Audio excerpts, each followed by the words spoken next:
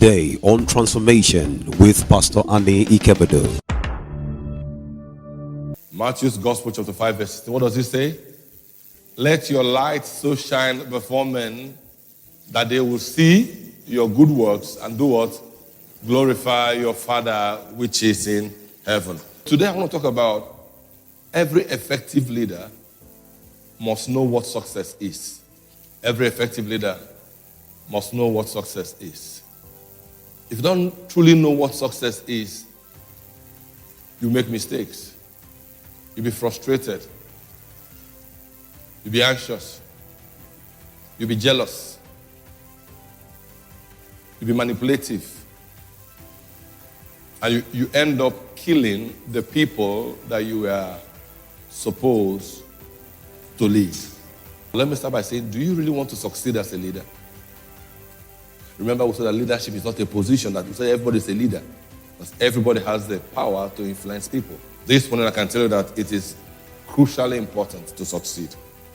To pursue success is crucially important for every bona fide child of God. Because they let your light so shine. So your light shining is important to the kingdom, because it is only through the shining of your light, through your good works, that our Father in heaven can receive glory. I believe that we all want to be successful, because nobody wakes up in the morning planning to be a failure. No one launches a career or a business with the intention of crashing it tomorrow. So we're all wired with a desire to succeed. If you're a child of God, we're all wired with a desire to succeed. Whether it's to succeed in a relationship, whether it's in a classroom, whether it's in the boardroom, whether it's in the marketplace, whether it's on the field of play or soccer or athletics, whether it's in ministry, whether it's in family, we're all wired to want to succeed. And Paul affirmed this in 1 Corinthians chapter 9, verse 24. 1 Corinthians chapter 9, verse 24, he says, know ye not that they which run in a race run all, but one receiveth what? The prize. So he says, so run that you may obtain the prize.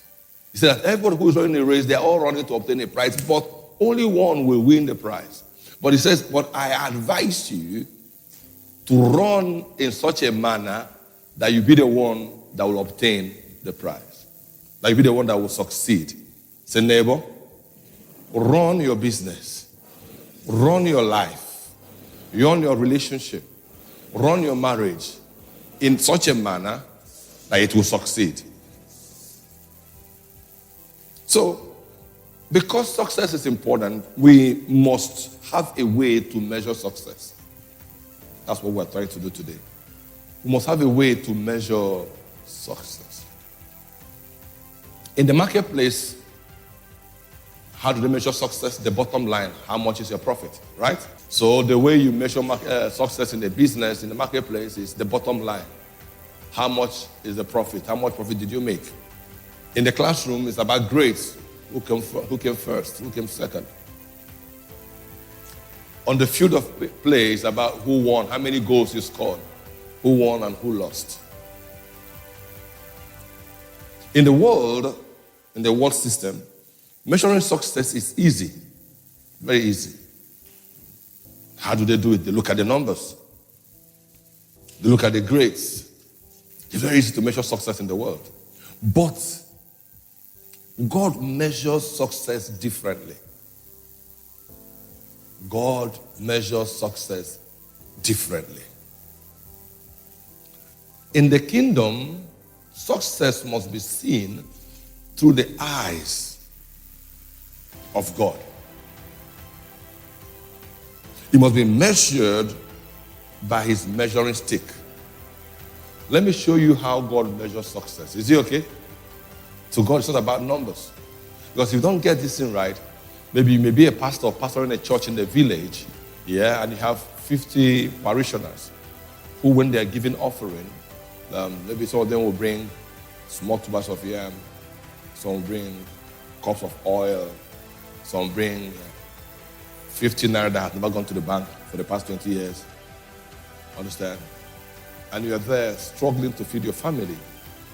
And when you look at the pastors who are pastoring big churches, flying in private jets, the devil starts to tell you that you are failing and they're the ones who are succeeding. Even the society will call you a failure, yeah, and call those bigger pastors successful. Let's read. 1 Corinthians chapter 4, verses 3 to 5. Don't get me wrong. Nothing wrong with numbers. Nothing wrong with more money. Nothing wrong with grades. Come on, we want grades. We're excellent. We want to be number one. We want to be profitable in what we do, right? Nothing wrong with that, but it's not the priority. It's not the priority. All right, let's read. But with me, it is a very small thing that I should be judged of you, of man's judgment. Yea, I judge not my own self. He's saying, for me, it doesn't bother me how you judge me. That's what he's saying there. It doesn't bother me how you judge me. He said, I don't even judge myself. So your opinion about me, whether I'm failing or whether I'm succeeding, doesn't bother me. That's what Paul is saying there. He said, I don't even judge myself. He says, next verse. For I know nothing by myself, yet I am not hereby justified. But he that judgeth me is the Lord. He said, see, I don't know anything. I don't even know whether I'm succeeding or not. But the one who called me is the one who has the right to judge me. Next verse, quickly. Therefore, judge nothing before the time, until the Lord come, who both will bring to light the hidden things of what? Darkness, and will make manifest the counsels of the heart. Which means there are some things you think is success, but to God is failure, because the counsel of the heart, the motivation why you are doing what you're doing, is not right. You can be running a $1 billion business, but to God you are failing because your motivation is not right. He's saying that when the Lord comes, he will go beyond the numbers. He will go beyond the grades, and he will expose the secret things, the hidden things of the heart, motivation, the counsels of the heart. And then shall every man have what? The praise of God. It is when the God examines you and says you are worthy, that you are successful, that you cannot say, well done. Is it okay? Men judge after appearances, but God oftentimes and most times and always judges after the intentions of what? The heart. Message Bible. That's all I said today. It's okay. It matters very little. Come on. To me, what you think of me. Even less where I rank in popular opinion. I don't have to be popular. I don't want to be popular. I want to be faithful. I don't even rank myself. I don't place myself anywhere. I don't even rank myself. Comparisons in these matters are what? Pointless. Pointless. Oh, what does he drive? Pointless. Where does he live? Pointless. How many members does he have in his church? Pointless. How much do they bring in every year? Pointless. Pointless. How many billboards does their face appear on every year? Pointless. How many likes do you have on Facebook? Pointless. After all, most comedians have more likes than pastors. So if you are judging how successful you are by how many likes you have on Facebook, so you are competing with comedians. So, he said, they are pointless. Next verse, quickly, verse 4. I'm not aware of anything that will disqualify me from being a good guide for you. But that doesn't mean much. The master makes that what? Judgment. The only one who can qualify me or disqualify me is the one who sent me. Remember, just put a stop there. Remember how we define success in this house. So that success is the gradual realization, and fulfillment of your God-ordained purpose. Of your God-ordained what? Purpose. So it is only the one who gave you a purpose that will say that you are succeeding. Is he okay? Is he okay? Next verse. So don't get ahead of the master and jump to conclusions with your judgments before all the evidence is in. When he comes, he will bring out in the open and place in evidence what? All kinds of things we never even dreamed of. Inner motives and purposes and prayers. Only then will any one of us get to hear the well done of God. So, for you as a believer, what will make you successful is what? The well done of God. Not the well done of men. Because oftentimes men may judge you inappropriately. Is it okay? There are 3 or 4 major ways God measures success. Number 1, Matthew chapter 25, verse 14. It says, this is Jesus speaking. He says, for the kingdom of heaven is as a man traveling into a far country who called his own servants and delivered unto them his goods. And unto one he gave 5 talents, pay attention. To another he gave what? 2. And to another he gave what? 1. To every man according to his several ability, and straightway took his journey. A man wanted to travel. He called 3 of his servants.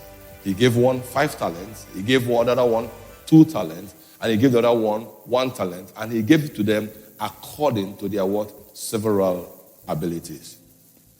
So, notice, if you will, that it was the Lord that distributed the talents. It's important. They didn't take what they wanted. It was the Lord that distributed what? The talents. Nobody here took your gifts. It was the Lord that gave you your gifts. It was the Lord that gave you your vision. It was the Lord that gave you your life, your proclivities. First thing you must understand is that it was the master's talent. The master gave them the talents. Pay attention. Now you must also understand that God gives to all of us by different grades. He doesn't give us the same. That's why all fingers are not what? Equal. Some people are tall, some people are not too tall, some people are skinny, some people are not too skinny, some people are chubby, some people are really, really chubby. Some people are fair, some people are chocolate, some people are white, some people are orange, some people are yellow. Praise God. So, they called him to give account. But then, he that had received 5 talents, what did he do? Before then, he went and traded with the same and made other 5 talents. Keep reading, please, quickly. Next one. And likewise, he that had received 2, he also gained other 2. Quickly. But he that had received 1 went and digged it in the earth and hid his lost what? Money. He went and buried it. Like some of you, buried their gift. After a long time, the Lord of those servants cometh and reckoneth with them, your account. So he that had received 5 talents, pay attention, this is where I'm going to. He that had received 5 talents came and brought other 5 talents, saying, Lord, thou give me 5 talents. Behold, I have gained beside them 5 more talents. He doubled it, right? He made 5 more talents. Quickly, next verse, quickly. His Lord said unto him, well done, thou good and what? Faithful servant. Now, what did he say to him? Please mark it, underline it in your head. What did he say? Well done, thou good and what? Faithful servant. Thou hast been faithful over a few things. Now, I'll make thee ruler over many things. Enter thou into the joy of the Lord. Reserve it in your head. Next verse. He also that had received 2 talents came and said, Lord, thou delivers unto me 2 talents. Behold, I have gained 2 other talents besides them. The Lord said unto him, well done, good and what? Faithful servant. Thou hast been faithful over a few things. I will make you ruler over many things. Enter thou into the joy of the Lord. Notice something. Did you notice that the one who had 5 more talents and the one who had just 2 got the same commendation? Do you notice it? So let us practicalize it. So if it was a worldly award night, when they announced, oh, this man had 5 talents and he now made another 5 talents, you hear, boom, boom, boom, boom, boom, boom. There'll be celebration. Oh, come on, are we here? There'll be noise. Everybody will be happy and excited. And the one who made 2 talents, he said, Jesus, even though he's successful, even though he's faithful, you'll start to feel inferior. Start to feel inferior. I'm not doing well. I'm not in Lagos. That's why some people now close their ministry and run to Lagos, run to Abuja, because of this. What's the difference between the 2 of them? Faithfulness.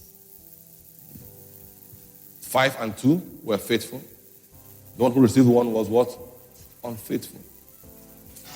And God called him wicked.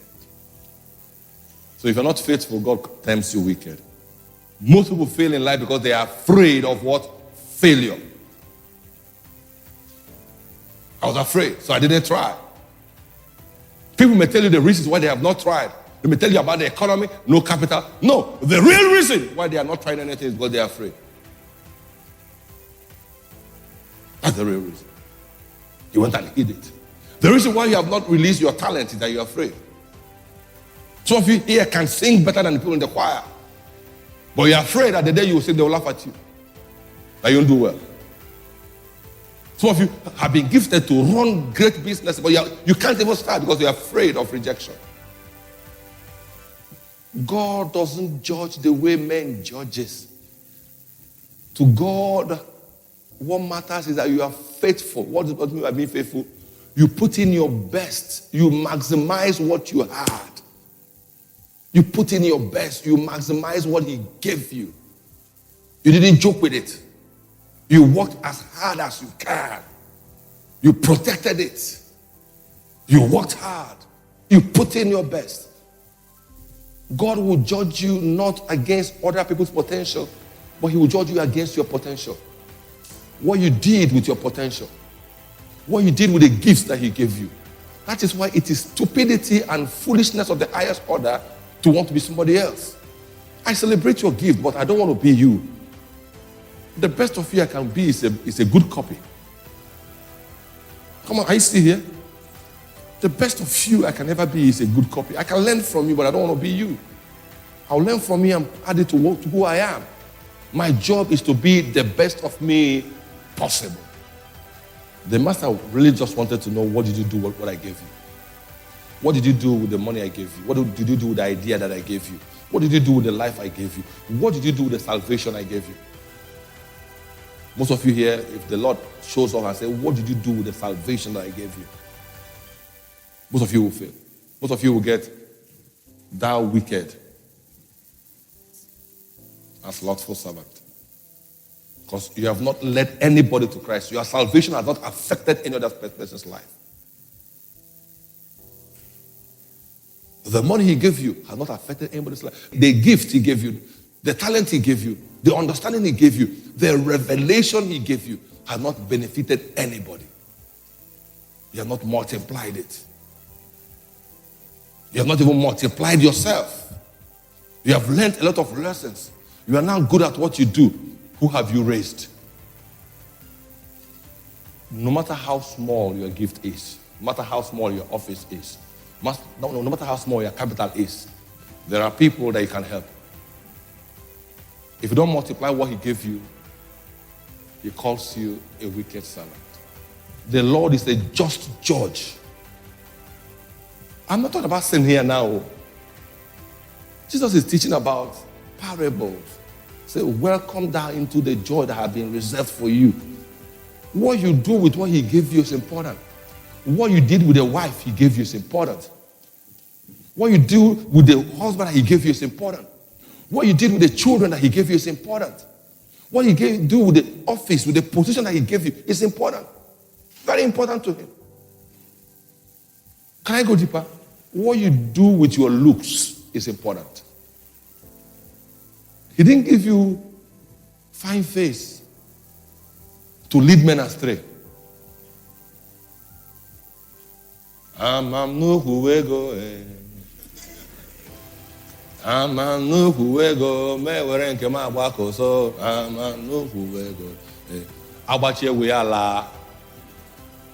day there'll be a day of reckoning. And oftentimes it's usually too late to make amends. Remember, you have only one audience, God. You're a businessman, you want to make profit and you're selling fake products, there'll be a day of reckoning. People are dying from your products, there'll be a day of reckoning. You are cheating people, taking their money and paying tithe in church. Ooh, you can't sort God. You hear me? You cannot sort God. You do 419, cheat people, collect money and pay tithe in church. You cannot sort God. This God cannot be sorted. There'll be a day of reckoning. Do you notice something? The one who had 5 talents and the one who had 2 talents got the same recommendation.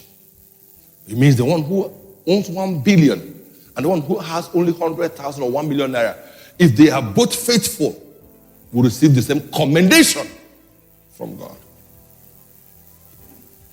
Men may honor the billionaire and despise you, but God honors you because you are faithful. So the major job, the major motivation for every effective transformational Christian leader is faithfulness.